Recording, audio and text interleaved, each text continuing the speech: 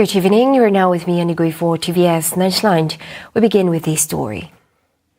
Sarawak Premier Dato' Patinggi Tan Sri Abang Johari Tun Opang is optimistic that the long-standing issue of high airfares during festive seasons can be addressed once Air Borneo becomes fully operational. He says the airline is currently undergoing a transition phase before commencing full operations. Kita harap gawai masa depan kita dapat menyelesaikan masalah penerbangan apabila syarikat Air Borneo beroperasi sepenuhnya, kerana ketika ini adalah waktu transition, jadi kita tidak dapat menguruskan dengan sebaik mungkin. Tapi saya doakan tahun hadapan we have at least 6 months pre-festival Raya. We can try to stop problem of fare.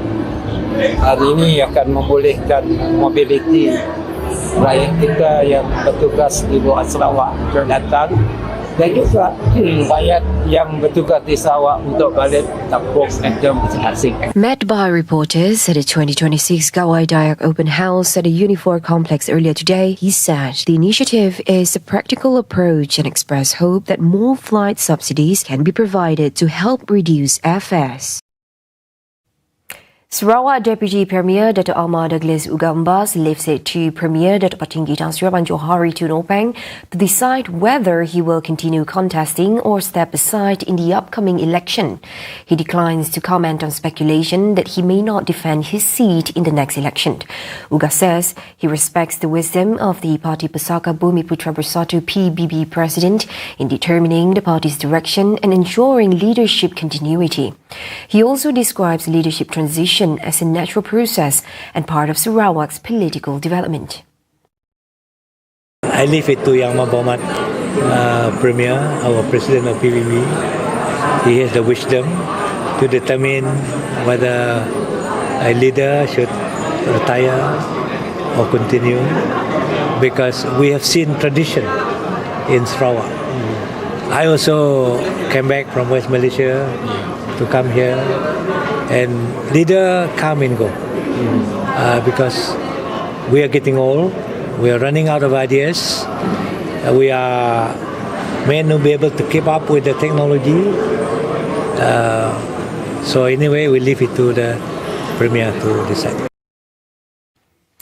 Premier of Sarawak Dato' Patinggi Tan Sri Abang Johari Tun Opang continues to receive recognition for his leadership in driving the state's transformation towards developed status by 2030.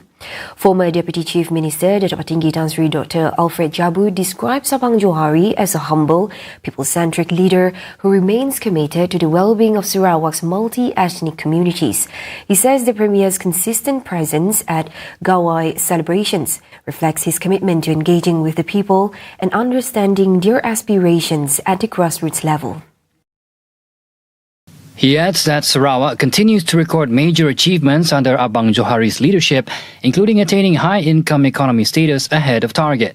Furthermore, he says the state government is also investing in human capital through free tertiary education for eligible Sarawakians, which in turn expands opportunities for the younger generation to compete globally. Alfred Jabu also comments on ongoing efforts to improve rural infrastructure, particularly road networks, to boost connectivity and create new economic opportunities for the rural folks. He says strategic projects such as Air Borneo, a new international airport and a deep seaport are expected to strengthen the state's position as a competitive economic hub in the region. Alfred Jabu notes that Sarawak continues to attract interest from other states and international partners due to its stable government, sound financial management and strong governance record. You see, all the states within Malaysia are very interested to know what Sarawak is doing. And overseas countries for which our Premier has visited are very interested. They come up here to learn from Sarawak, and also they want to be investment partner with Sarawak because they see the potential of Sarawak. They see, well, we have very good stable government. We have very good legal framework, very good financial management, the government, the civil service has maintained a very good record for more than 15 years. The Public Account Committee has accorded very high credibility for Sarawak government. Clean bill of health in the management of good financial prudence. This is all the effort where everybody stick to discipline. He adds that with continued strong leadership, public support and an effective civil service, Sarawak remains on track to achieve its long-term development goals and deliver broad-based benefits to its people. A local man in his early 50s in Miri suffered losses amounting to over 511,000 ringgit after falling victim to a non-existent online investment scheme promoted via WhatsApp.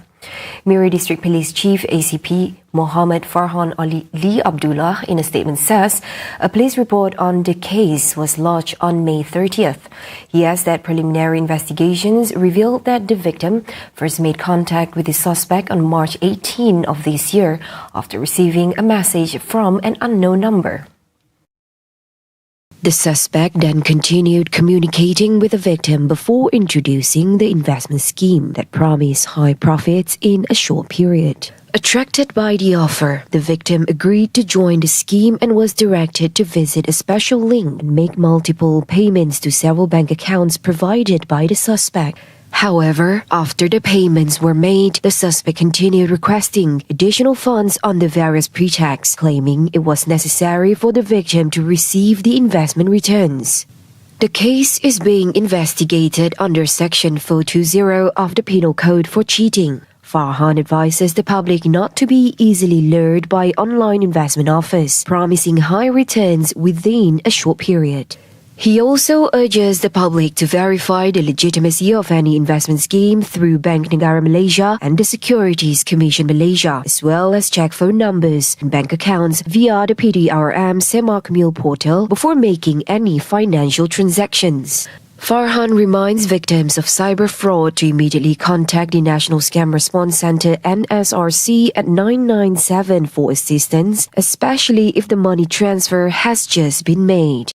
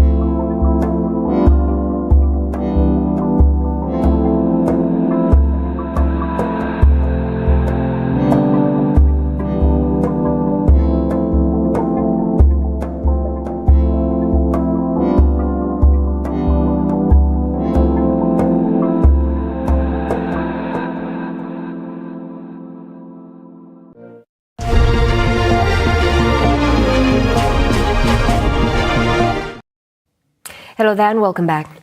Chief Justice Dato' Sri Wan Ahmad Farid Wan Saleh had the list of 144 recipients of federal awards, medals and honours conferred in conjunction with the official birthday of His Majesty Sultan Ibrahim, King of Malaysia at Istana Negara today.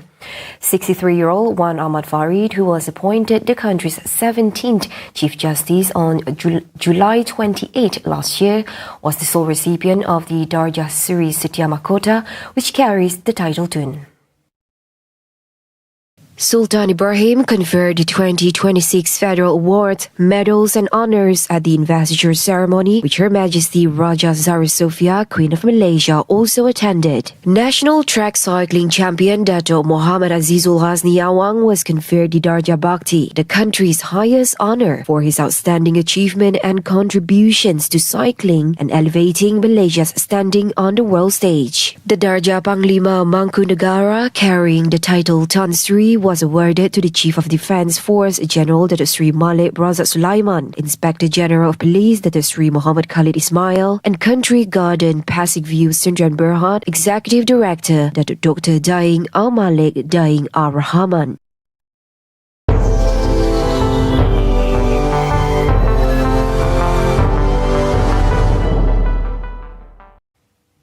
The US and Iran have traded direct military strikes yet again, right at critical diplomatic talks in Tehran hit a standstill over the blocked Strait of Hormuz and the widening war in Lebanon. Explosions in southern Iran marked the third wave of American airstrikes in just over a week. The Pentagon says these were self-defense strikes targeting Iranian radar and drone control sites, launched in direct retaliation for Iran downing a US MQ-1 drone over the weekend. US President Donald Trump has sent a tougher New Deal framework to Tehran. On social media, Trump stressed that the proposed deal states very clearly that Iran will not have a nuclear weapon. He told Fox News that Iran has already agreed to that guarantee, but Tehran is publicly pushing back. در این مسیر همانطور که بارها عرض کردم سربازان میدان مبارزه دیپلماسی هیچ اعتمادی به حرفها و وعده‌های دشمن ندارند. آنچه برای ما ملاک است دستاوردهای عینی است که باید کسب کنید تا در مقابل آن دست به انجام تعهدات خود بزنیم و تا اطمینان پیدا نکنیم که حقوق ملت ایران را گرفته ایم هیچ توافقی را تأیید نخواهیم کرد. Iranian officials are calling Trump's claims baseless, demanding the release of $12 billion in frozen assets before moving forward. They are also moving a plan through Parliament to charge administrative fees on ships passing through the Strait of Hormuz, flatly contradicting Trump's claim that there would be no tolls. Adding to the gridlock, Iran insists any peace deal must include Lebanon. A formal April truce between Israel and Hezbollah has utterly collapsed. Following Israel's capture of the strategic Beaufort Castle, Prime Minister Netanyahu vowed to push deeper into the country, prompting an emergency UN Security Council meeting today. With both sides actively editing the text but refusing to blink, the risk of a wider regional war grows by the hour. Get all the updates you need all in one app. TVS Inspire brings you live updates on events, news and programs.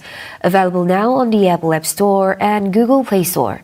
TVS Inspire will on your screen anytime, anywhere. And those were the updates on TVS Nightline. Thank you for watching. Have a good night.